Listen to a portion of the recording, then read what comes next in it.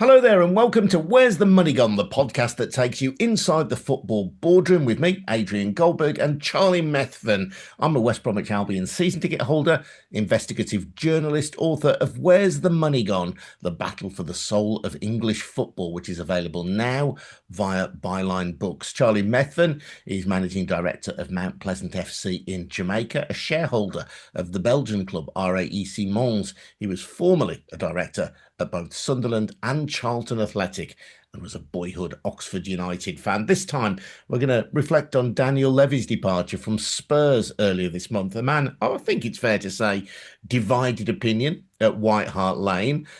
Reflecting too on unrest at both Celtic and Rangers at the time of recording this. Shock horror, Heart of Midlothian atop of the SPL, assisted now behind the scenes by Brighton owner Tony Bloom. Could they finally crack the old firm dominance of Scottish football? And that abandoned match between Blackburn and Ipswich called off after 79 minutes.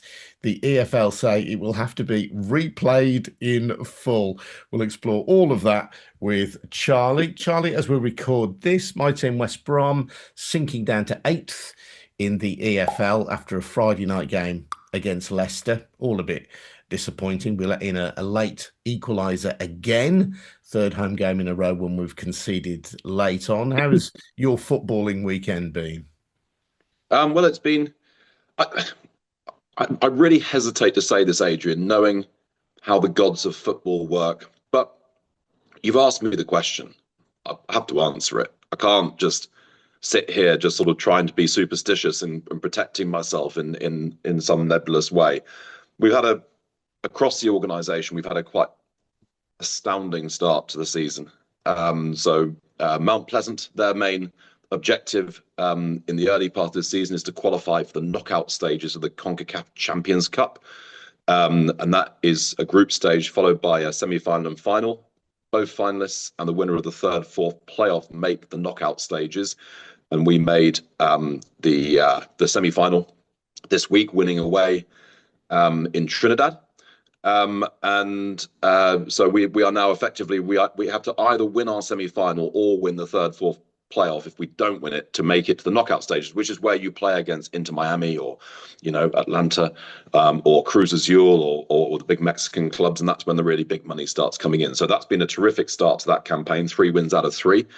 And then here at Mons, it's been 6 wins out of 6 to start the season. And we sit happily at the top of the table with 18 points. There is one other team within distance, but so not counting any chickens yet, but it's definitely been a good start season. And the other one, which we haven't really had, we don't get much influence over particularly, but 5 of our players are in the Reggae Boys squad that are trying to qualify for the FIFA World Cup, and they won their first 2 matches of qualifying it as well. They only need 2 more wins to qualify for the finals next summer. So it's been 2 months of results that I've never come across. It's bound to come crashing to an end soon.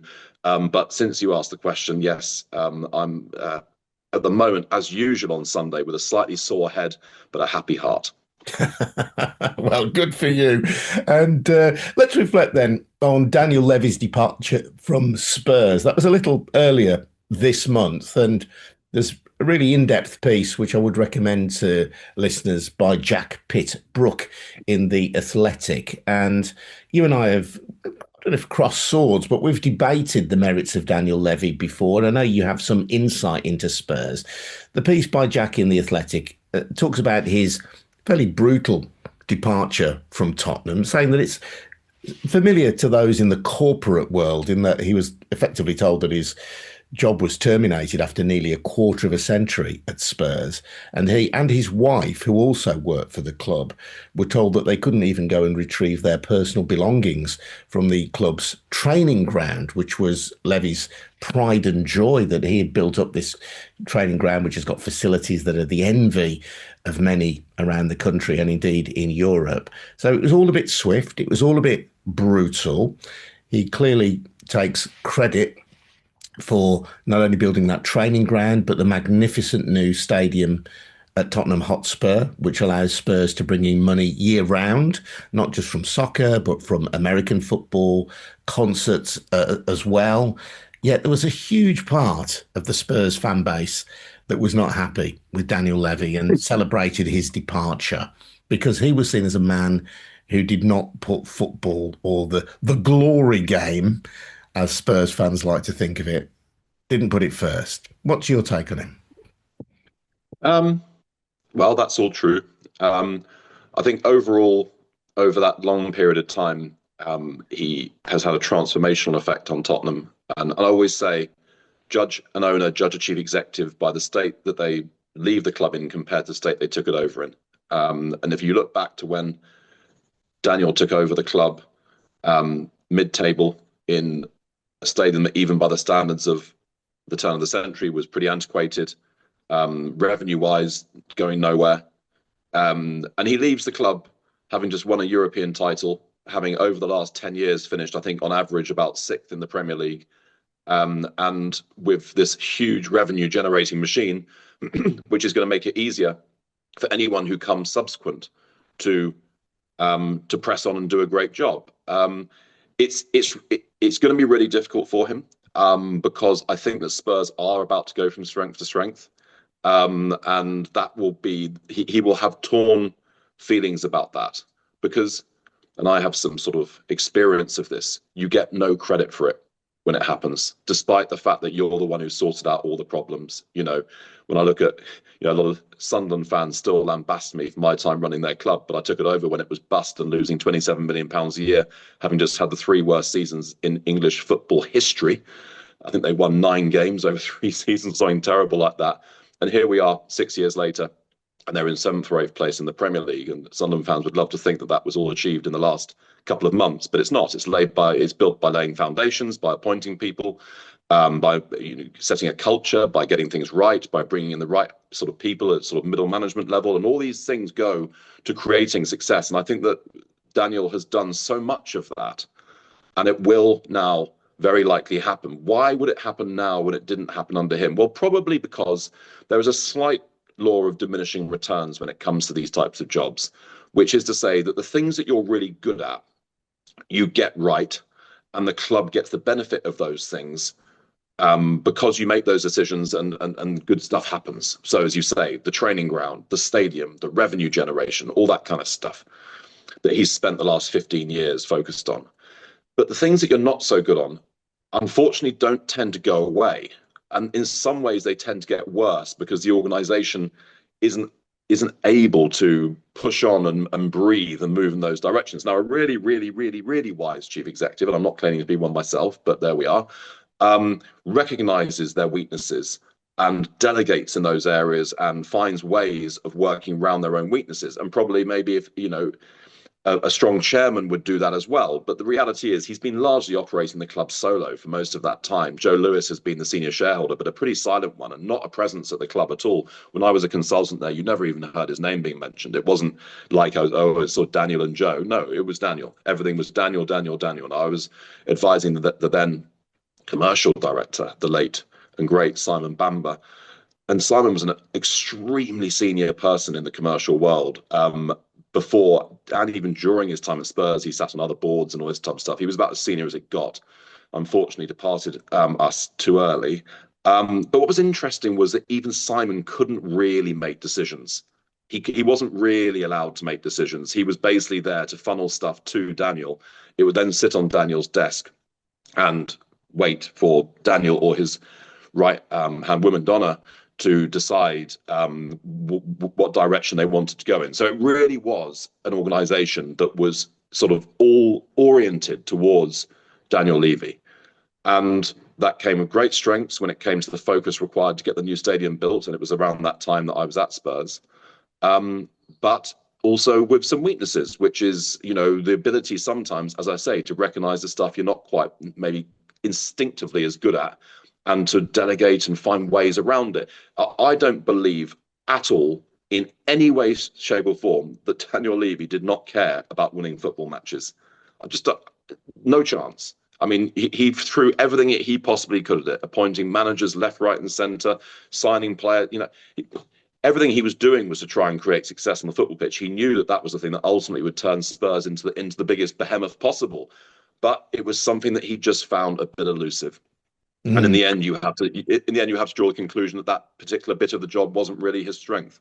No, and if you're a Spurs fan, I mean, of course, you understand that the club is a business and it has to be run as a business. And you have to say, from that side of things, Spurs was run incredibly efficiently. Many clubs have fallen victim to the transformation to a new stadium, and Spurs have possibly the best new stadium in English football. I've not actually visited it myself, but the pictures look magnificent, and I can't wait to go there. But clearly, in terms of revenue generation, it's a great thing for Spurs. But Not just revenue generation, Adrian. Not you, when you go there, what you will mm, find is it is a proper football stadium in a way yeah, that the Emirates is not.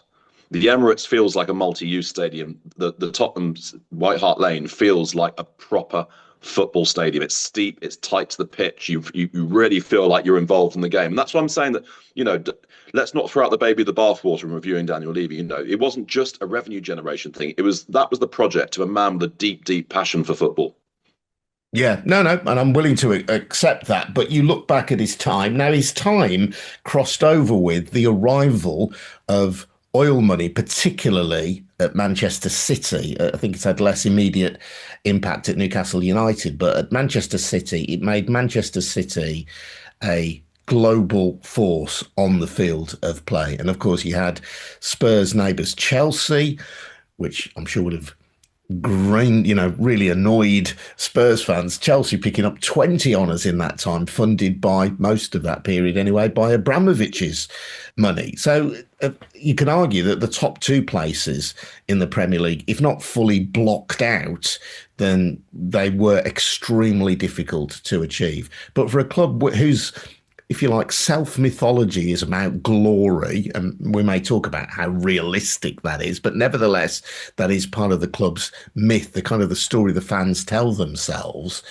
The glory was distinctly lacking, wasn't it? They won, of course, the Europa League last year, but before that, their only trophy in Levy's time was a League Cup back in 2008. They did reach a Champions League final, and under Pochettino, they were regular contenders and sometimes participants in the Champions League. So, I mean, it wasn't all bad by most club standards.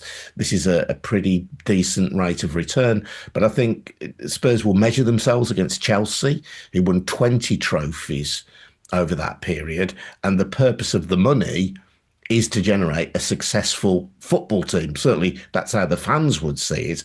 And that's why, in the harshest analysis, even if you can applaud and appreciate much of what he did at Tottenham, that's where I think the fans would say, thanks, Daniel, but you didn't really do the job we wanted you to do. Yeah, I think the problem is that the whole glory thing, actually, if you look back in Spurs' history, is not so much about winning stuff. It's about playing with style. And if Mm, the wins, if the trophies come, then that's great. But the one non-negotiable is playing with style. And I think if you look back over that time, he did somewhat swing from one way to the other. He would swing from appointing a more typical Tottenham type manager who would play in a sort of more attacking, swashbuckling style. But then the pressure would come on to win something, and he'd go and appoint Mourinho. Then he'd go back again and appoint someone like Ange, and then come back again and appoint, somebody who is more doer, and there just to sort of try and win something. And I think that probably is the sign of a slight communication problem, right? Which is you really ideally want to set your course and communicate. That's actually, funny enough, something that I think our current prime minister struggles with. You have to set out what your stall is and what your message is and where you're going and that type of stuff. And then from that moment on, you have to pursue it, and you have to be pretty consistent in pursuing it, and you have to persuade your stakeholders, in this case the fans, that is actually something which is in their interest. And I think just the swinging around got a bit repetitive and a bit sort of it just didn't feel like the organization quite knew what it was anymore. Are we just a massive club trying to compete at the top table, and then we hire managers who are just of that kind, even if it's pretty pragmatic and dull at times? Or are we Tottenham Hotspur? Are we Tottenham Hotspur who sometimes one week will win 5-0, the next week might lose 3-0? And that's the way which Spurs has historically been. And it sort of felt like it sort of lost its identity. But as I said, overall, that club is now in a phenomenal position to succeed. And I suspect it is about to succeed. And as I said, that will be very heavily down to Daniel Levy, but it will leave him with somewhat conflicted feelings. Yeah, and probably very little applause as well. Should that happen, Yeah, I think they've got exactly. a, Yeah. I think they've got a terrific manager now in Thomas Franken at the weekend. Got a Spurs fan mate who joins us in a WhatsApp conversation about football, and he said Spurs only need to beat Wolves, who have lost 5 out of 5, in order to go second. Dot dot dot. We knew what would happen next. He implied, i.e., Spurs would be Spursy, and for a long period in the game against Wolves, they were losing 1-0, and that would have been the ultimate Spursy thing to do. But I think there is a new resolve under Thomas Frank, and they equalised very late on. They may have been fortunate to get a draw, but it was a draw. They didn't lose. And that is, I think, the sign that maybe under Thomas Frank, Spurs have got a bit more resilience about them than some of the more recent teams. Let's talk about Scottish football, Charlie. I'm always interested in Scottish football. I think I first went to my game at Celtic in the late 80s. Yeah, I did. I went to see Celtic play, I think it was Hibs. I've always had a fondness for Celtic, although I later made a film about Celtic highlighting some of the issues around child abuse at the club and what I regarded as a long-running corporate cover-up. So that kind of tainted my feeling for the club. I've also been to Rangers, though. I've been to Stenhousemuir. I've been to Hibs. Been to Dunfermline as well. So anytime I'm in Scotland, I try and take in a game. But from an English perspective, it's always a pretty dull procession, unless you've got an investment as a fan in Celtic or Rangers. And of course, many tens of thousands, hundreds of thousands of people do in Scotland and around the world. Unless you have that investment, it's a pretty dull league. But now, Heart of Midlothian, with some assistance by Tony Bloom, the Brighton chairman, well, they're top. I mean, who knows how long it will last? Well, let's talk about Celtic and Rangers, and we'll come on to Hearts later on. Like you, I'm a sort of fan of Scottish football in general. I'm of Scottish origin myself, as my surname would indicate, and my family would come probably from the other half of Glasgow to your allegiances, Adrian. But I nonetheless recognise what an absolute, beast of a club Celtic is. They both are, but I think what Celtic has over Rangers is a real pull and a brand on a significant number of people in America who really buy into that brand there. And you see Celtic merchandise in America as much as you see English Premier League merchandise in many cities in the northeast of the US.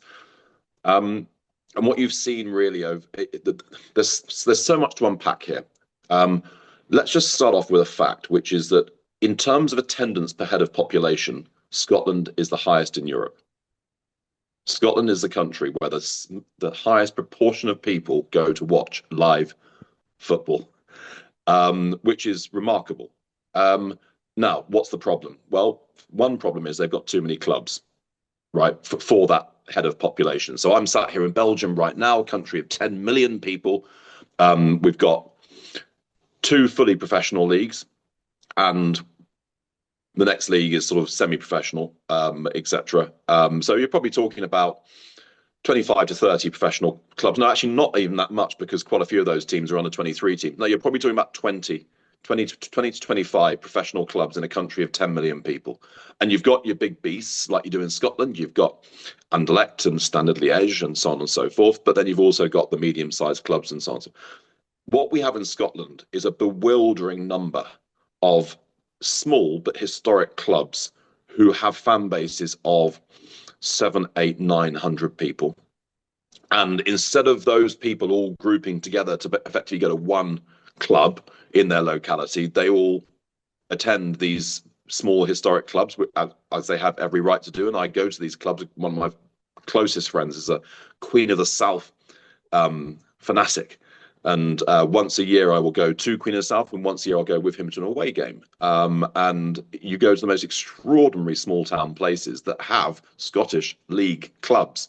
And whilst that's wonderful in terms of the tapestry of the game, it's disastrous in terms of the ecosystem of the game, because none of these clubs are really big enough to actually set themselves up properly, have an academy, sort of, have enough money to do things in the right way. They will hobble on from season to season to season. There's just not very much that they can. They've already got a huge number of the potential catchment area coming to the games anyway. As I said, it's the most dense catchment attendance in Europe. So that's a real fundamental problem. Now let's look at Rangers and Celtic, which obviously don't have attendance problems, although actually I've noticed that Rangers are starting to not sell out at the moment, which is absolutely extraordinary sign of dissatisfaction, given that normally they're waiting lists for every kind of ticket you can possibly want to get at Ibrox. So Celtic have been largely dominant for an awful long time. Brief moment under Gerrard when Rangers bit back and won a title, but obviously they went bust. They went right the way down the leagues. It took them a while to get back up again. They've never really fully recovered as an organisation, I don't think. So Celtic have been dominant for an awful long time. And what they've done, much to their fans' dismay, disgust, is instead of really using that position of dominance to push on and try to become an international force and be competitive in Europe, they basically just put the money in the bank. I mean, they've got an extraordinary amount of cash in the bank. I think it's like 100 million or something like that. They just keep in the bank because they don't need it to win in Scotland. They don't need it to qualify for Europe. So why take the risk? And then I read a letter from the supporters to the board, and then a responding letter from the board to the supporters. And if you unpacked all the boring corporate language, and it was done in a pretty uncharming way, actually, I have to say, I didn't rate it as a piece of communications at all. But if you unpacked it, basically what it said is, we are running this club in a sustainable way because we have no reason not to do so. We don't need to be, we don't need to put our chips on the table. We set out every week. We qualify for Europe every year. We win the league more or less every year. So why wouldn't we? So there's a huge amount of discontent going on there. They've got a strange ownership structure. And they're one of those clubs that is still a listed entity, Adrian. Go back to our days around the turn of the century when lots of clubs did this, but they are still, I think Dermot Desmond owns something like 30% or something like that. But, by no means, a sort of a dominant owner who owns 60, 70, 80%. And the implied value of the club at the current valuation is about 120 million, 130 million, which is astoundingly low for a club of that size in terms of the football's global ecosystem. Doubtless, if there was some hostile takeover, then the shares would rise because the shares would come into more, be more demand, and that would drive the price up. But that's the problem there. And then we've got a problem on the other side. Rangers has been poorly run for a number of years, even since the bankruptcy, I would say. Still has not really had a guiding vision or a strategy. There was 51% of it sold to 49ers Enterprises, which is the entity which also owns Leeds United, in the summer. And they brought in Kevin Thelwell, who was the former director of football at Everton, to be the director of football at Rangers. I don't know Kevin, but he was working under maybe slightly difficult circumstances at Everton, but you wouldn't say it was a body of work which screamed out, employ me, to a club like Rangers. And then he appointed Russell Martin, who is not a manager I rate. I was just about to be ruder, but I'm going to be polite and say not a manager I've rated for quite a long time. Is the type of head coach, the type of manager that's able to talk a very, very good game and have all the right buzzwords and play in a way which looks good on a coaching module at Burton when they all go there and sort of meet up with each other, but not, I think, somebody who is particularly well versed in the art of actually winning games and achieving objectives, and that's been proven to be the case over a number of different clubs. So the fans are in uproar there because they're in 11th place in the Scottish Premier League, and we're not talking after 2 or 3 games. We're a little way into the season now, so you've got uproar on both sides of the city. And in the meantime, as you say, Hearts have come through and are now poked their head above Celtic at the top of the table. Tony Bloom's got involved there, and what that means, of course, is you get access to his data-driven algorithms in player recruitment. Yeah, it's worth noting that the arguments are, in a sense, from Rangers and Celtic fans, quite different, aren't they? Rangers fans are unhappy with the football and the results served up by Russell Martin, who, as you say, is a curious manager, one who loves his gobbledygook and his talk about psychology and so on. I'm not saying that that's not important in football, by the way, but he's a man who, as I think was once said of Graham Souness, a man so sweet he could eat himself, isn't he? He seems to have a very high opinion of himself, and that isn't borne out by results, certainly at Rangers. So Rangers fans, I think, my reading of it is they want Russell Martin gone and feel it was a disastrous appointment. Celtic don't want Brendan Rodgers gone, but they departed the Champions League in embarrassing fashion earlier this season. They want Brendan Rodgers to have backing. They don't want Rodgers gone. They want the board to support him. So there is quite a different nuance there. But the Celtic fans, having engaged in quite noisy protests in games earlier this season, are now trying silent protests against the board, whole periods of the game, echoing, if you'll pardon the pun, what some German football fans have done previously to try and get attention, trying to keep absolute silence for a set period of the game. And in the midst of all this, then, as you say, Tony Bloom and his analytic data model, he's not the owner of Hearts, but he's got a shareholding now in Hearts.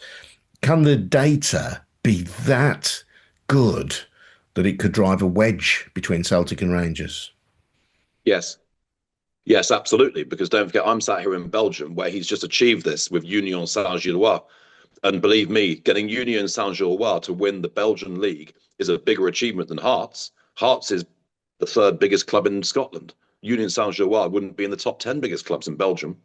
So for him to beat Anderlecht, Standard Liège, Bruges, etc., big clubs who all won European trophies in their history, to do that with Union Saint-Gilloise shows that absolutely, if the big guys are sleeping and Tony Bloom gets hold of a medium-sized club, absolutely those data algorithms can, in terms of the efficiency of spend and their ability to turn a medium-sized budget into a winning budget, is, well, we've seen the evidence. We've seen the evidence. We've seen the evidence with Brighton. We've seen the evidence with Union Saint-Gilloise. And I would say that Hearts is probably the easiest challenge of those three, because you're looking to disintermediate clubs that are not very well run. That's the thing, so it's not like here where he's having to try and beat Bruges, which is brilliantly run, and indeed beat Rangers 9-1 recently in Europe. It's not like at Brighton where he's having to somehow fight his way through the thicket of brilliantly run clubs, in their own different ways, and very big clubs as well. At Hearts, he's got two sitting ducks. He's got two sitting ducks in front of him, clubs who have become so complacent or up their own backsides or whatever it might be, that they can't even conceive of the notion that one of those medium-sized clubs would come and eat their lunch again. And yet I think that is what's happening right now. Do I think it'll happen this season? Probably, possibly not. Do I think if things carry on like this that we could see Hearts get in there over the next 2 seasons? Yes, I do. I'm just intrigued by this, Charlie, because I do a post-match phone-in sometimes with West Brom fans, and I sometimes talk about players. And one of my listeners, a guy called Suraj, always sends me the Opta Index stats, about which I'm extremely sceptical, because I'm all about not the number of passes, but the key passes, the things that as would Tony Bloom be. Tony Bloom. Tony Bloom would absolutely agree with you there. Yeah, well, that was going to say, so, I mean, most clubs now at any level will have some kind of data analytics driving their recruitment or driving their assessment of matches. So what's the magic sauce that Tony Bloom's data analytics has that the others don't? Okay, so I think data has become this big, scary word, but actually, basically, when you think about it, clubs have always used data, even if in the past they would just fish into their Rothmans and see who scored the most goals in the division the previous year. That was data. That's data. If we go onto Wikipedia and see, okay, I'm looking to sign a player, how many games has he played every season for the last 10 seasons? And you go into his career statistics bit on Wikipedia, that's data, right? So data has always been used. It's now more digitized, like most things in life, and it sounds a bit scarier, but fundamentally data has always been used and always will be used to some degree or another. What the difference is now, it's being used in a more systematic way because we have the ability to look at a deeper level of information than Rothmans or Wikipedia could ever have provided us with, which then enables well-run clubs to look in more detail at what type of player would be suitable for what they're trying to achieve.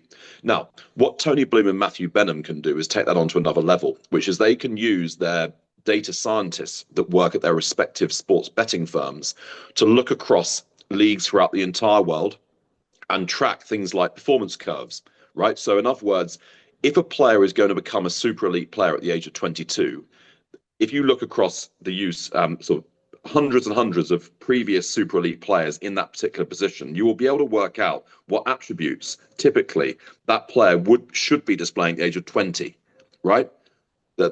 It's that kind of thing which enables them to get an edge. So they can even look into like Bloom did, look into a league like Ecuador and say, there's a centre midfielder there, aged 19 or 20, who is showing the level of ability and traits that would naturally be associated in 2 to 3 years' time of him being a world-class player. So let's go and sign Moses Caicedo for almost no money, and then let's sell him for 140 million. Yeah, so in a sense, you're working backwards. As you say, you'd identify which of the patterns that have led from a player between the ages of, say, 20 and 22 becoming a world-class player. Work back then, who are the 20-year-olds now who are showing the same traits as that world-class player is at 22, but who is the player at 20 who is already showing those traits, who therefore that's correct, is likely to be a world-class player. And it should be borne in mind, Tony Bloom's wealth, his money, is based on being a poker player and a bettor. That's the source of his wealth. So, he clearly knows what he's talking about. That's fascinating. I'd love to talk more about this. I mean, to be honest, that's just one example of how because but Benham and Bloom have got 200 to 300 data scientists each working on this type of stuff for their day jobs as professional gamblers. Right. So it doesn't take very much for them to say, right, I'm going to take 20 or 30 of those guys and I'm going to set them this task or that task or whatever it might be. And they'll come up with an interesting idea or algorithm that drives this or that outcome. So, yeah, I mean, it's going to be really interesting to see the impact on Scottish football. But for me, even more interesting to see if Celtic and Rangers can somehow find leadership and strategy. You can't just sit there you've got to have an idea about where you're going as a football club. If you're not moving forward, you're moving backwards. One final thought, Charlie. Blackburn versus Ipswich, a game abandoned after 79 minutes. I was watching Port Vale against Mansfield that day, and I wondered if that game being played in a monsoon would be abandoned, because you could see the splishes coming up every time the ball hit the turf, and the referee at Blackburn trying to roll the ball through the grass, and he wasn't able to do it. It wasn't flowing properly. For me at Port Vale, it made for a great game, but I suspect the situation at Ewood Park was even worse. The EFL having to make this decision then on a game called off after 79 minutes, which Blackburn were winning 1-0. There was a red card as well for Ipswich. I can understand why Blackburn feel hard done by, but the EFL don't really have any other choice, do they? The game wasn't finished, and it wasn't able to finish, so it has to be replayed from scratch, doesn't it? Yes. Yeah, it's as simple as that. That rules are rules, and they're there for a reason, right? And the reason for this rule is partially that once the ball can't roll at a normal way, it's no longer a game of proper professional football. That's what that is. And then secondly, there's a safety element to it as well, which is when the pitch goes beyond a certain level, the likelihood of players incurring a serious injury goes up as well. And whether that happens on 29 minutes, 59 minutes, or 79 minutes, it doesn't change those two things. Now, you and I have been involved in football long enough to know, Christ, I mean, so the amount of times that we've conceded late equalisers or even 2 goals in injury time to go from winning 1-0 to losing 2-1 or vice versa, whatever it might be. That game probably still had the thick end of 20 minutes to run under modern injury time rules. So the idea that somehow the whole deal had been closed, the whole game was won, etc., is just absolute rubbish. I mean, it's just sour grapes. And equally, you can't restart the game with Ipswich having 10 men, because nothing would. You can't. I suppose you can't transport time. Yes, Ipswich could, in theory, start the game with 10 men, but not all the players who played in that game might be fit for the second game. How do you manage that? You just open up a whole world of, I don't know, metaphysical pain if you try and attempt to replicate the moment at which the game was abandoned and start from that point. It's just not possible. For once, I have nothing to add, Millard. Um, you Good. are absolutely right. Good, because that gives me a chance to say that I will be promoting my book called Where's the Money Gone? The Battle for the Soul of English Football. I'm going to be at the Armfield Club opposite Blackpool Football Club on the 9th of October at 6:30. So you can come down early to the Armfield Club, hear me have a chat with some of the guys from the Blackpool Supporters Trust. The Blackpool story is one of the most encouraging and uplifting chapters in my book. So I want to celebrate what Blackpool fans did to save their club. That will be at the Armfield Club in Blackpool on October the 9th at 6:30. I'm also at the Bewdley Festival in Worcestershire on October the 16th. So if you check out Bewdley Festival, check out their ticket details there, and you'll be able to buy a ticket to come and see me in Bewdley. I've also got dates in Birmingham, Newcastle, and Liverpool coming up as well. So brilliant. Well, thank you, Charlie. Good to speak as always. Thank you to Jed Thomas for his production assistance on this episode. And thank you also to Mark Machado from 1129 Media for his work on our socials. We'll see you again soon. See you again next week. Thanks for listening. Cheers now. Bye-bye.